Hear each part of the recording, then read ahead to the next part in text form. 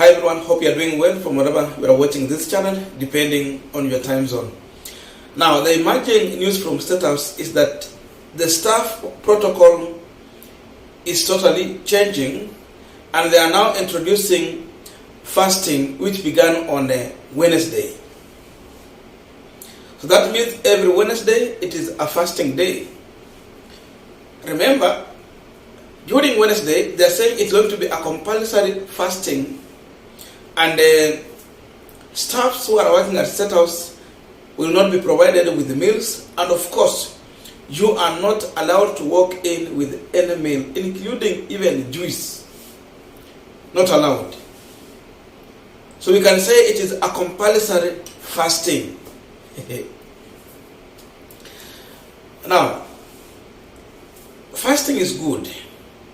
It's good for health, and again spiritually it is just good. We agree totally. But then we have to check on serious matters here, because we are talking about a government, and of course Kenya, the last time I checked, it is not a religious state like you can say maybe Saudi Arabia, Qatar, and those other ones you could want to name, including Israel. They are not a religion state. Kenya is not. Those other ones, they have their religion. So we know them like that. And you will agree with me that Statehouse is an institution. In fact, it is a government institution. That's why we have public staff working there. So what is going to happen going forward is that Ruto and Mama Rachel Ruto are going to force public servants into their own prayer, compulsory prayer. It is their own prayer in a public institution. It's like just a principal waking up and saying, from today, fasting here kwa shule ama kwa hospitali. Yule mkubwa wa hospitali tu anaamka leo anasema from this day takuwa hapa ni kufunga cha lazima. Yaani mambo yenye si ya kawaida. That's exactly what is happening at Statehouse. So many questions to ask. Because again, we want to check what is the prayer point that Ruto and the staff have in common. They are not even sharing with the staff the prayer point on matters they are going to deal with during that time. People are raising so many questions. In Statehouse, do we have only Christians working there, or we also have Muslim? Because we have Muslim and the other non-Christian staff who will work there. We have even watu wengine wenye si wa Kristo, na si wa Islamu, na si wa Hindu. What about them? People who don't believe in your religion. Are you going to force them? The other question is that even among Christians, we are a little bit divided also, because we have the Anglican, we have the Catholic, we have the Pentecostal, we have the Evangelical, our Ruto, our. What will be the solution at the Statehouse? Those are the questions we are trying to ask here. Then we are also checking what is the impact of this prayer on Kenya as a country, on Kenyan people. As we continue with this discussion, just a quick request for those who are watching and you have not yet subscribed, please consider subscribing. To our returning subscribers, I must say thank you so much. And again, to all our viewers, please give this video a thumbs up. Thank you so much, and back to this discussion. There are serious questions we can put on Mheshimiwa Ruto. And Mama Rachel is like Mama Rachel is the one introducing this prayer thing at Statehouse. Prayer is good. We are not condemning prayer. Even me, I pray. Fasting, I do in my privacy and at my own time, with a purpose, not being forced by anyone. But then, the first question we want to ask William Samoei Ruto and Mama Rachel Ruto: how is this prayers helping Kenya as a country, when the other day we saw the Supreme Court, which is working closely with the executive, passing a law giving a go-ahead to non-governmental organization to give LGBTQ people freedom of association and expression. The Bible is condemning that act.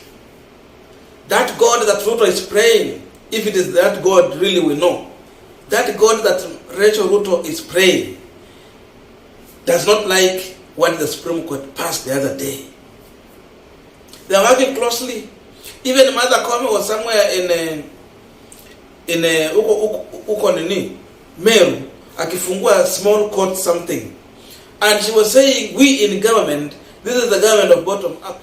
Okay, we know we have three arms of government, so they are part of it, but how do you own the agenda of the executive of the bottom up? It means she is part of your agenda, and Ruto has been associating closely with her. Mama Rachel Ruto has access to her.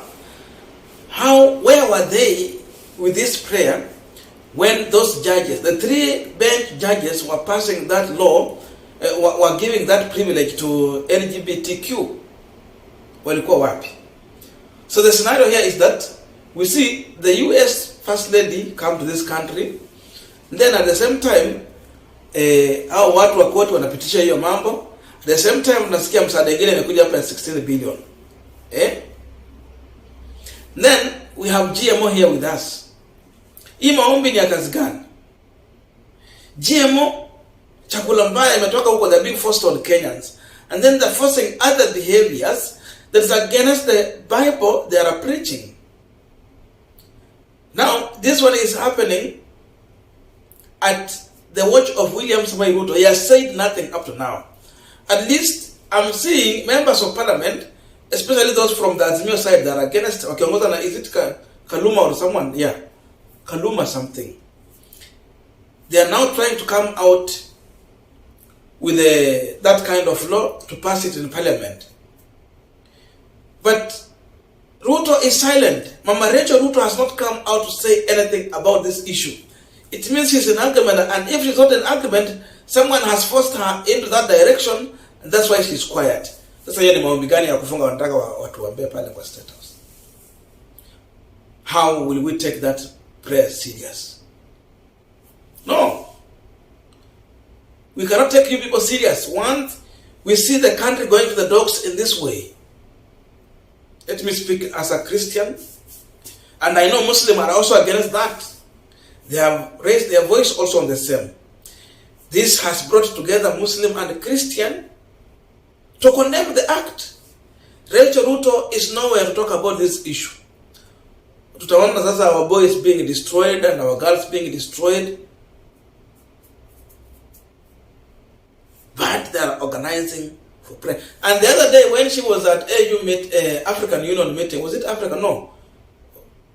At the time when she was in another summit somewhere in Ethiopia, she said that her role is to bring that family values through prayer. So we see she's extending that to Statehouse. But now what is backfiring on these two leaders is this issue of LGBTQ. Where is family values in this? And where is she to condemn this? Where is those evangelical pastors who have been in those interdenomination meetings to condemn it? They're in agreement.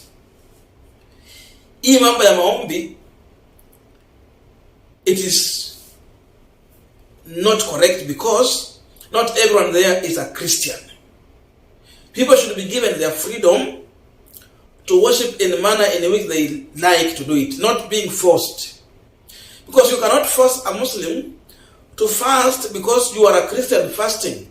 Muslims have their time of fasting, and of course it is coming. They will do it. Don't force them to go on your line. I'm talking like as a Christian, by the way. We should not force them to go in our line. They have their faith and they have their way of doing it. Mambo ya compulsory is against the law. Statehouse sio boma ya mutu. That is a government institution.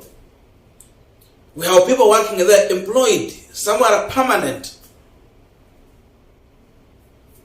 Sasa technician atafanya kazi namna gani na hii mambo ya kufast? Najiuliza tu maswali mengi. They say you don't carry nothing there. Technicians who do these heavy jobs of lifting, pulling and pushing, wanafanya namna gani mambo?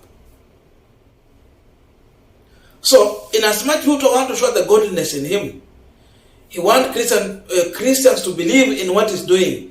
That's why they are coming with this issue of prayer. The main aim, I don't see if really they mean that prayer, because if they mean it, there's no way you will be overtaxing Kenyans when we are praying.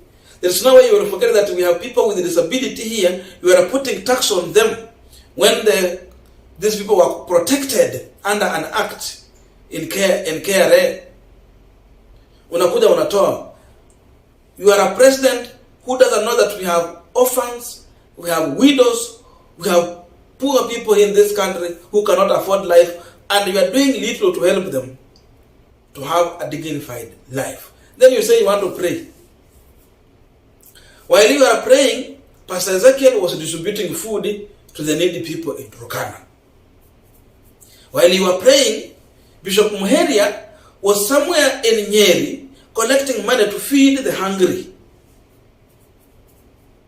While you are praying, pastors in different churches are looking on how to raise funds to give school fees to the needy students. The same time Rachel Ruto is praying, Pastor Ezekiel was somewhere in a coast region taking 100 children to high school who did not have school fees. Maombi bila matendo yote imekufa. This government is leading us into a wrong direction. They know religion is an opium of the masses. People will thirst for the word of God. It will become an addict. And they want to take that advantage of Christians and play with their emotion to win the votes. Simple as that, nothing else.